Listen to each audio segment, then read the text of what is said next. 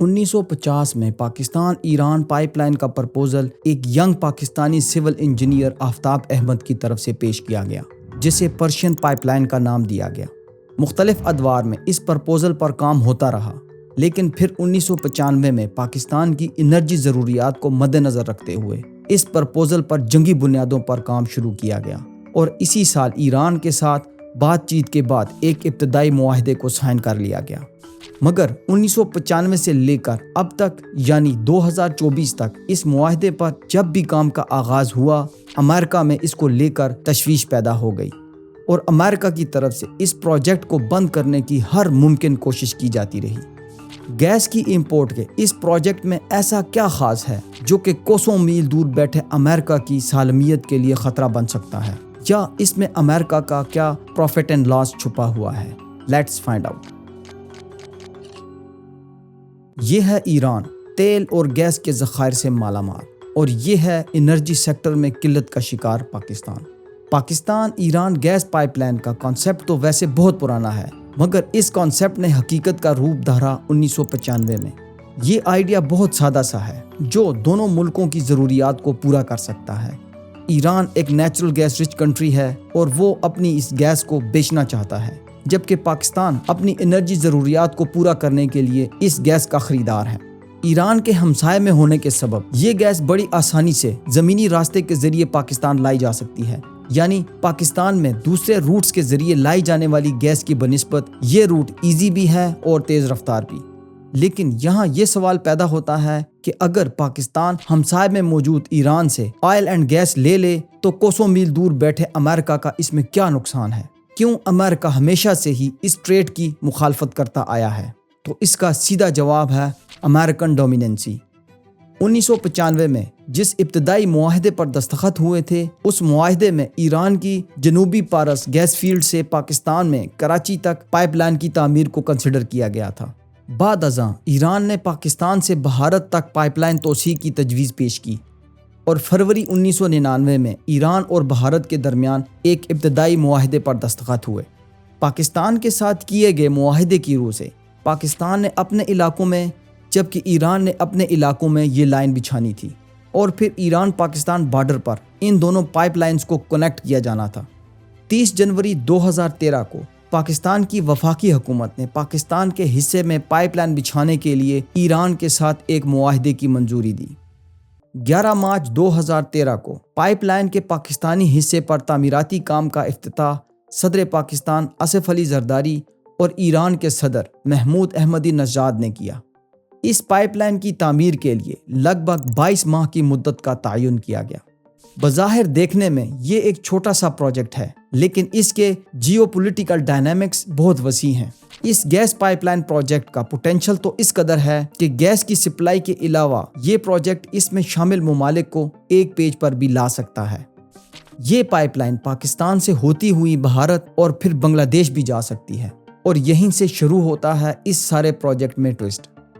امریکہ جو کہ بہت شروع سے ہی اس پروجیکٹ کی مخالفت کرتا آ رہا تھا، اس بات سے خوب واقف تھا کہ اگر پاکستان اور ایران کے بیچ یہ پائپ لائن بن گئی تو پھر پاکستان سمیت انڈیا کی مارکیٹ بھی ایران کے لیے اوپن ہو جائے گی۔ ایران بڑی آسانی سے اس پائپ لائن کو انڈیا تک بھی ایکسٹینڈ کر سکتا ہے، جیسا کہ 1999 کے ابتدائی معاہدے میں طے کیا گیا تھا۔ اس سے ہوگا یہ کہ ایران بلینز آف ڈالرز کما رہا ہوگا پاکستان سے بھی اور انڈیا سے بھی، اور اب تو سی پیک نے اس آئل اینڈ گیس کو چائنا تک پہنچانے کا ایک اور آسان الٹرنیٹیو روٹ بھی کریٹ کر دیا ہے۔ جب یہ گیس پاکستان سے گزر کر انڈیا جا رہی ہوگی تو اس سے پاکستان اور انڈیا کے باہمی تعلقات میں بہتری آئے گی، جو کہ USA کے لانگ ٹرم انٹرسٹ میں نہیں۔ امریکہ جو کہ ہتھیاروں کا بہت بڑا ایکسپورٹر ہے کے انٹرسٹ میں یہ ہے کہ پاکستان اور بھارت کے درمیان یہ کشیدگی قائم رہے، تاکہ ہتھیاروں کی فروخت کے علاوہ ثالثی کے لیے بھی ان دونوں ممالک کو امریکہ کا ہی محتاج رہنا پڑے۔ اور دوسری طرف اگر ایران اس ایکسپورٹ سے پاکستان اور انڈیا کی انرجی مارکیٹ سے بلین آف ڈالرز کمانا شروع ہو گیا تو امریکہ کی طرف سے سینکشن زدہ ایران اپنے پاؤں پر کھڑا ہو جائے گا۔ اس انکم سے وہ امریکی حمایت یافتہ اسرائیل کے خلاف حزب اللہ کو اور حماس کو سپورٹ بھی کر سکتا ہے اور اسٹرانگ بھی، یعنی سادہ زبان میں وہ خطے میں امریکی مفادات کو بڑی آسانی سے چیلنج کر سکتا ہے۔ اور یہ بھی امریکہ کے لانگ ٹرم انٹرسٹ میں نہیں۔ چائنا جو کہ ایشیا کا بہت بڑا ایکسپورٹر ہونے کے ساتھ ساتھ آئل اینڈ گیس کا بہت بڑا کنزیومر بھی ہے، وہ بھی سی پیک کے ذریعے اس پروجیکٹ کا بینیفیشری بن سکتا ہے۔ امریکہ جو کہ چائنا کو ساؤتھ چائنا سی میں فلپائن، انڈونیشیا اور ملیشیا کے ساتھ مل کر انگیج رکھنا چاہتا ہے، وہ کبھی بھی یہ نہیں چاہے گا کہ چائنا کے پاس اپنی آئل اینڈ گیس کی ضروریات کو پورا کرنے کے لیے ایک اور محفوظ الٹرنیٹیو روٹ موجود ہو۔ اس ایشو کو ہم نے اس ویڈیو میں تفصیل سے ڈسکس کیا ہے، آپ چاہیں تو اس کو دیکھ سکتے ہیں۔